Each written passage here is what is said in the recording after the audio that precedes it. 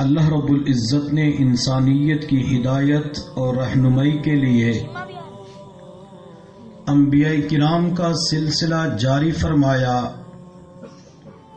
تقریباً 1,24,000 کم و بیش انبیاء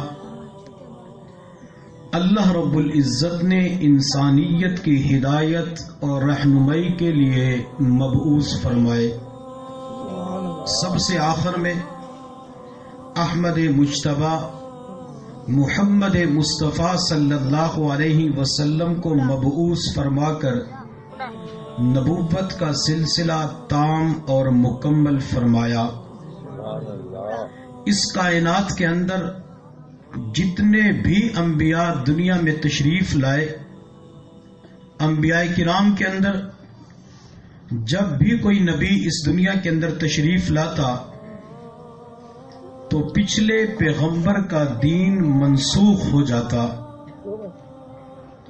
حضرت آدم علیہ السلام سے لے کر حضرت عیسیٰ علیہ السلام تک تمام انبیاء کرام کو اللہ رب العزت نے جو کمالات عطا فرمائے تھے، جن اعزازات سے نوازا تھا، جن اوصاف سے نوازا تھا، اللہ رب العزت نے آدم علیہ السلام سے لے کر حضرت عیسیٰ علیہ السلام تک تمام انبیاء کرام کے کمالات آپ صلی اللہ علیہ وسلم کی ذات گرامی کے اندر جمع فرما دیے۔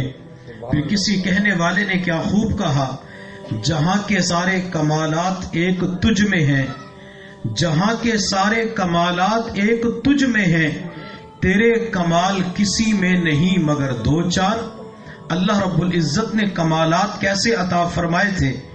حضرت آدم علیہ السلام کو اللہ رب العزت نے جب جنت سے زمین پر بھیجا، حضرت آدم علیہ السلام نے مکہ مکرمہ کی سنگلاخ وادی کے اندر جب اللہ کا گھر بنانا چاہا، جب بیت اللہ کی بنیادوں کو کھڑا کر رہے تھے، بیت اللہ کی تعمیر کر رہے تھے، میرے رب نے آدم علیہ السلام کو جنت کا ایک پتھر عطا فرمایا۔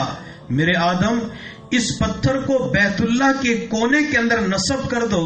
حضرت آدم علیہ السلام نے اس پتھر کو بیت اللہ کے ایک کونے کے اندر نصب کر دیا۔ آج ہم اس پتھر کو حجر اسود کے نام سے جانتے اور یاد کرتے ہیں۔ بڑے کمال اور اعزاز کی بات ہے جب میں اپنے محبوب صلی اللہ علیہ وسلم کی حیات طیبہ پہ غور کرتا ہوں تو مجھے اس سے بڑا کمال نظر آتا ہے۔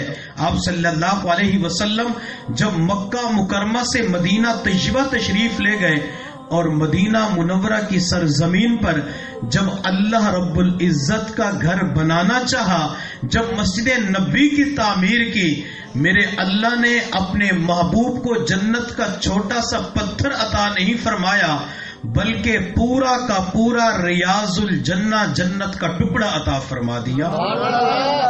حضور صلی اللہ علیہ وسلم نے ارشاد فرمایا، ما بین ممبری و بین حجرتی روضۃ من ریاض الجنہ، میرے ممبر اور حجرے کے درمیان جتنی بھی جگہ ہے یہ ساری کی ساری جگہ جنت کا ٹکڑا ہے۔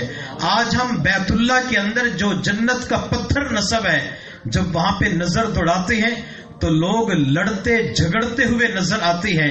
حجر اسود کا بوسہ لینے کے لیے کبھی اسے دھکا دے رہے ہوتے ہیں، کبھی کسی اور کو دھکا دے رہے ہوتے ہیں، اور جب ریاض الجنہ جگہ پہ جانے کی کوشش کرتی ہیں تو اس وقت بھی ایک دوسرے سے سبقت لے جانے کی کوشش کرتی ہیں۔ میں نے پچھلے ہفتے کے اندر بیت اللہ کے پاس بھی یہ منظر دیکھا اور اللہ نے ان آنکھوں کے ساتھ ریاض الجنہ کے اوپر بھی یہ منظر دکھایا۔ لوگ وہاں بھی لڑ رہے تھے، وہاں بھی سبقت لے جا رہے تھے۔ آخر وجہ کیا تھی؟ بیت اللہ کے اندر جنت کا چھوٹا سا پتھر ہے اور مسجد نبی کے اندر جنت کا پورا ٹکڑا ہے۔